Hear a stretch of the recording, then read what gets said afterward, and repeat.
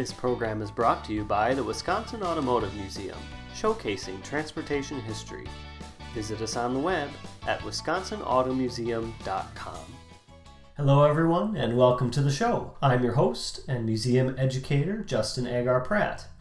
At the Wisconsin Automotive Museum, our mission is to showcase transportation history, and since you can't come to the museum right now, we're bringing the museum to you. The goal of these videos is to continue to carry out our mission through a variety of ways. We'll try to vary our content from episode to episode to keep things interesting and bring a little something for everyone to the table. Episodes may include activities, crafts, historic presentations, and more.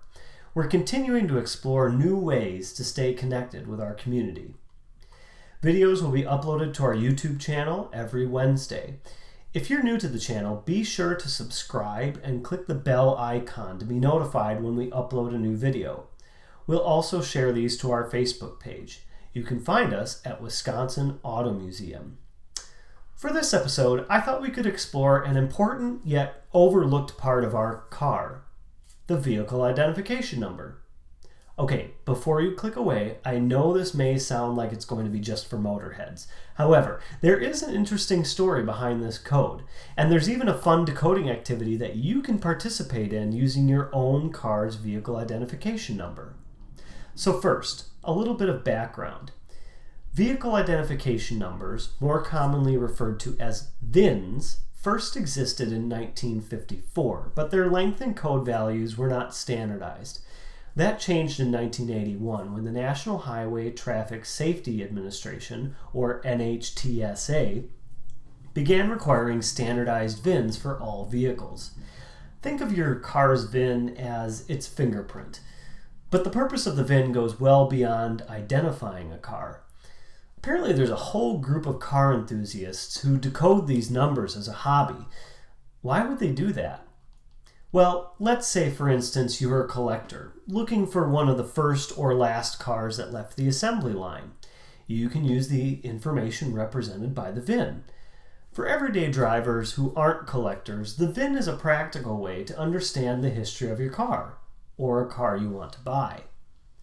Now, the origin of the VIN is not quite clear, but according to legend, a man named Steve Maxwell invented the VIN. He apparently didn't fully understand the value of his invention, as he apparently wrote it down on the back of a bar napkin and sold the idea to a fellow patron for $1,000. After this, the VIN evolved into today's system. Now, there isn't firm evidence that that story is true, so if you're doing some independent research on your own and you find out the answer, let us know. Today's VIN contains 17 letters and numbers and is a combination of 3 sets of information. The World Manufacturer Identifier, which is characters 1 through 3, the Vehicle Descriptor section, characters 4 through 8, the Vehicle Identifier section, characters 9 through 17. So the first digit in the VIN indicates the vehicle's country of origin, or the final point of assembly. Remember, not all cars are manufactured where the company is headquartered. Not all Hondas are made in Japan, not all GMs are made in America, and so on and so forth. The second digit in the VIN indicates the manufacturer and the region where the vehicle was produced. The third digit indicates the vehicle type: car, truck, bus, motorcycle, etc. This is one part of the VIN that you already know and can tell just by looking at the vehicle. Digits 4 through 9 make up the Vehicle Descriptor section.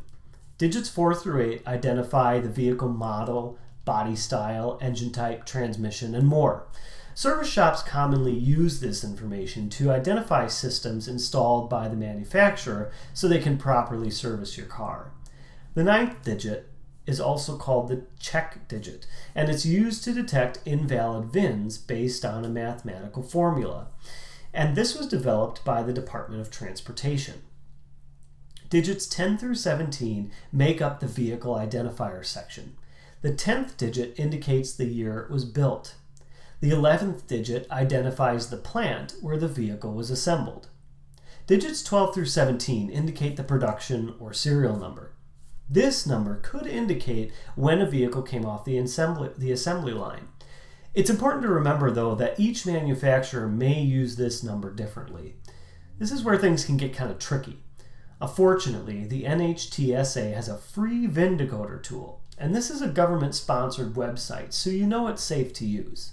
So let's test it out on one of the VIN numbers from a car at the museum.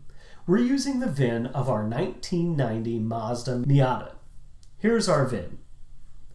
I'm going to enter it in the NHTSA's VIN Decoder, and we'll see what comes up. Alright, so here we are at the NHTSA's VIN Decoder website. Now I have this link posted for you later on in the video. I'm going to go in this first field and enter the VIN number. And down here I'm going to enter the model year. This is not necessary, so if you don't know it, that's okay. And I'm going to click Decode VIN. And here we are. Here's my car's information, all from that VIN number. Now this green box is important. This shows that the VIN came back as clean. That check digit, which is the 9th position, which we talked about, is correct. So that's a good thing. I've got an outline of the car here. You can see these dotted lines. That means it's a convertible, which you can see down here in the body class. We've got some basic information here. We've got the manufacturer, the vehicle type, the model year, the make, the model, and again the body class. If we go down, we have some other information, safety information down here, and we can see that plant. We can see that it was made in the Mazda Motor Corporation in Hiroshima, Japan. If I click on Show All Vehicle Details, this is going to give me everything that I could want. And you can go through screen by screen to see all the features of your car. Here's a pro tip. If a VIN contains the letters I, O, or Q, then it's not a real VIN. That's because it's too easy to confuse these letters with the numerical 0 or 1, and so they're avoided. And character 10 cannot be the letters U and Z or the number 0. So that's it.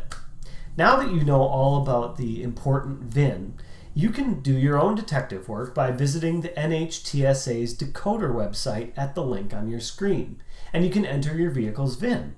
Thanks for tuning in, and be sure to check out new videos loaded every Wednesday to our YouTube channel and Facebook page. Bye now.